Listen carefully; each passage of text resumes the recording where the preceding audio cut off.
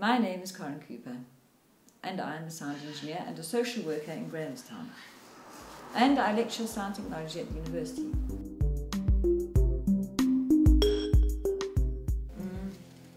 I was one of those very irritating little child prodigies, that played, very well.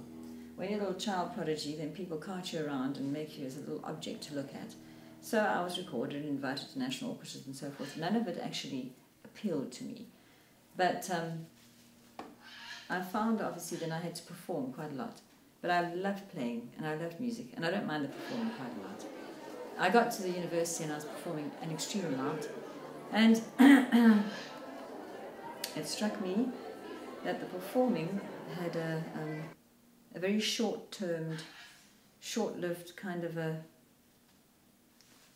what can I say? It's satisfying more to the performer almost than the audience. It didn't fulfill me in a spiritual manner because of its briefness. It's very egocentric and egocentric. And when I stopped performing, because I had to for health reasons at some point, and no recordings existed of myself, so the minute you stop that extreme amount of practicing, like 4, 5 or 6 hours a day, you lose touch. Recording sound was a much more long-lasting, deeper way, I think, of sharing a musical experience. Performing is very, very egocentric. It fulfills the performer. It's very selfish. You spend 4 to 6 hours practicing, and then you're going to perform there for an hour and a half. And so people are moved for an hour and a half, and their lives are completely unchanged. They may be moved for that hour and a half, but their lives are unchanged afterwards. They go home to all the problems, and I would rather make a difference to the problems. So after getting psychology honours, I then went all the way back and started to do social work, because that is a much more fulfilling, worthwhile endeavour in South Africa. There are few social workers. Social workers in this country also act as a parole officer.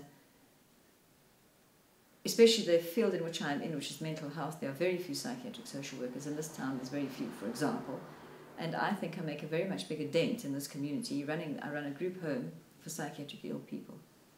And few people do that in this whole country, actually. And it's a very, very, very important thing. There's at least 1% of any community with serious psychiatric illness.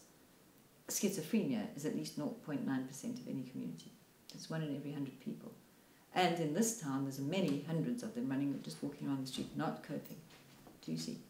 And so I'm offer a place where they can stay and cope, don't have to live with their families. That destroys families when you try to live with a mentally ill person or that severe mental illness.